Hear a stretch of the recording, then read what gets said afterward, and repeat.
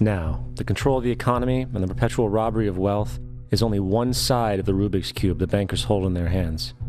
The next tool for profit and control is war. Since the inception of the Federal Reserve in 1913, a number of large and small wars have commenced. The three most pronounced were World War I, World War II, and Vietnam. World War I. In 1914, European wars broke out centered around England and Germany. The American public wanted nothing to do with the war. In turn, President Woodrow Wilson publicly declared neutrality. However, under the surface, the U.S. administration was looking for any excuse it could find to enter it. In a noted observation by Secretary of State William Jennings, the large banking interests were deeply interested in the World War because of the wide opportunities for large profits. It's important to understand that the most lucrative thing that can happen for the international bankers is war, for it forces the country to borrow even more money from the Federal Reserve Bank at interest. Woodrow Wilson's top advisor and mentor was Colonel Edward House, a man with intimate connections with the international bankers who wanted in the war. In a documented conversation between Colonel House, Wilson's advisor, and Sir Edward Grey, the Foreign Secretary of England, regarding how to get America into the war, Grey inquired, "What will Americans do if Germans sink an ocean liner with American passengers on board?" House responded, "I believe that a flame of indignation would sweep the United States, and that by itself would be sufficient to carry us into war." So, on May 7, 1915, on essentially the suggestion of Sir Edward Grey, a ship called the Lusitania was deliberately sent into German-controlled waters where German military vessels were known to be. And, as expected, German U-boats torpedoed the ship, exploding stored ammunition, killing 1,200 people. To further understand the deliberate nature of this setup, the German embassy actually put advertisements in the New York Times telling people that if they boarded the Lusitania, they did so at their own risk, as such a ship sailing from America to England through the war zone would be liable to destruction. In turn, and as anticipated, the sinking of the Lusitania caused a wave of anger among the American population, and America entered the war a short time after. The First World War caused 323,000 American deaths. J.D. Rockefeller made $200 million off of it. Not to mention the war cost about $30 billion for America, most of which was borrowed from the Federal Reserve Bank at interest, furthering the profits of the international bankers. World War II. On December 7, 1941, Japan attacked the American fleet at Pearl Harbor, triggering our entry into that war. President Franklin D. Roosevelt declared the attack was a day that will live in infamy. A day of infamy indeed, but not because of the alleged surprise attack on Pearl Harbor. After 60 years of surfacing information, it is clear that not only was the attack on Pearl Harbor known weeks in advance, it was outright wanted and provoked.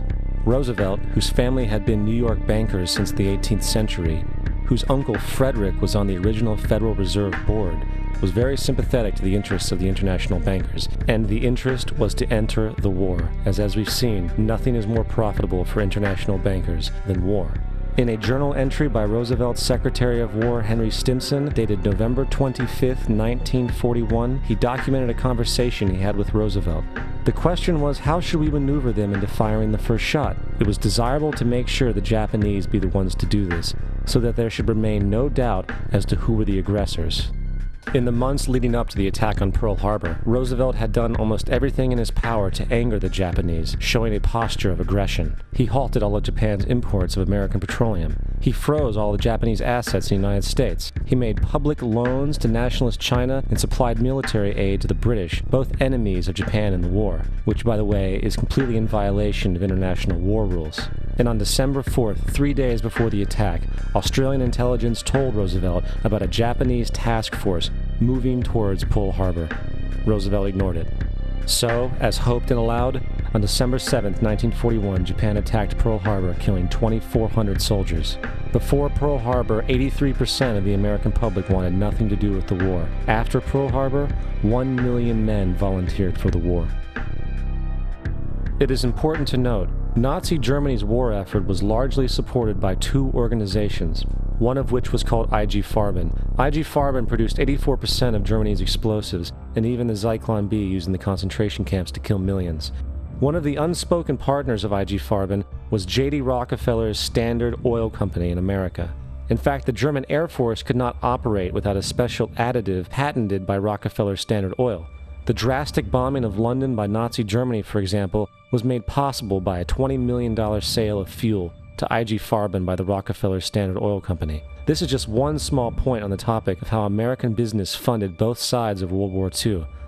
One other treasonous organization worth mentioning is the Union Banking Corporation of New York City.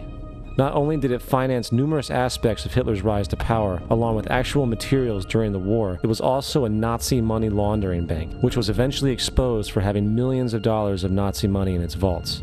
The Union Banking Corporation of New York was eventually seized for violations of the Trading with the Enemy Act. Guess who the director and vice president of the Union Bank was? Prescott Bush, our current president's grandfather, and of course our former president's father. Keep that in mind when considering the moral and political dispositions of the Bush family. Vietnam. The United States' official declaration of war on North Vietnam in 1964 came after an alleged incident involving 2 U.S. destroyers being attacked by North Vietnamese PT boats in the Gulf of Tonkin. This was known as the Gulf of Tonkin Incident. This single situation was the catalytic pretext for massive troop deployment and full-fledged warfare. One problem, however, the attack on the U.S. destroyers by Vietnamese PT boats never happened. It was a completely staged event to have an excuse to enter the war. Former Secretary of Defense Robert McNamara stated years later that the Gulf of Tonkin incident was a mistake, while many other insiders and officers have come forward, relaying that it was a contrived farce, a complete lie. Once in the war, it was business as usual. In October 1966, President Lyndon Johnson lifted trading restrictions on the Soviet bloc, knowing full well that the Soviets were providing upwards of 80% of North Vietnam's war supplies. Consequently, Rockefeller interests financed factories in the Soviet Union, which the Soviets used to manufacture military equipment and send it to North Vietnam. However, the funding of both sides of this conflict was only one side of the coin. In 1985, Vietnam's rules of engagement were declassified. This detailed what American troops were and were not allowed to do in the war. It included absurdities like North Vietnamese anti-aircraft missile systems could not be bombed until they were known to be fully operational. No enemy could be pursued once they crossed the border of Laos or Cambodia.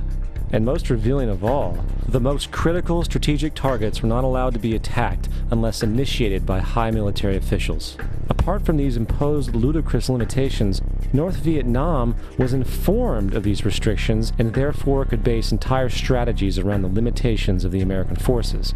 This is why the war went on so long. And the bottom line is this: the Vietnam War was never meant to be won, just sustained.